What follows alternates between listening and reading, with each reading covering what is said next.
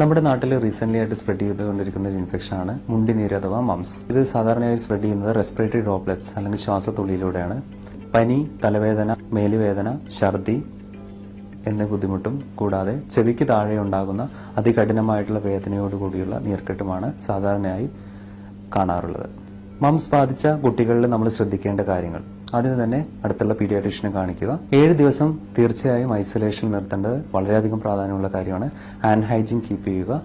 കൂടാതെ ഭക്ഷണ കാര്യത്തിലാണെങ്കിൽ അസിഡിക്, പുളി തുടങ്ങിയ ഭക്ഷണ പദാർത്ഥങ്ങൾ വേദന കൂട്ടാൻ സാധ്യതയുള്ളതാണ്. അത്യാവശ്യത്തിന് ഹൈഡ്രേഷൻ, എനർജി മെയിൻറ്റെയിൻ ചെയ്യുന്ന രീതിയിൽ ഭക്ഷണം എടുക്കുന്നുണ്ടെന്ന് ഉറപ്പുവരുത്തുക.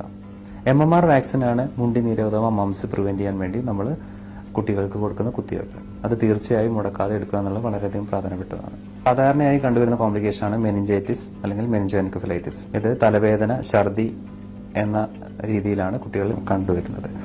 പിന്നീട് അഡോളസന്റ് ആയിട്ടുള്ള കുട്ടികൾ കണ്ടുവരുന്ന കോംപ്ലിക്കേഷനാണ് ഓർക്കൈറ്റിസ് ന്യൂമോഫോറൈറ്റിസ്. വൃഷണ ഭാഗത്തുണ്ടാകുന്ന വേദനയും വയറുവേദനയുമായിട്ടാണ് ഇത് സാധാരണ കണ്ടുവരുന്നത്. അതുകൊണ്ട് രോഗലക്ഷണങ്ങൾ കണ്ടു തുടങ്ങിയ ഉടനെ തന്നെ അടുത്തുള്ള പീഡിയാട്രീഷ്യനെ കാണിക്കേണ്ടത് ഉത്തമമാണ്.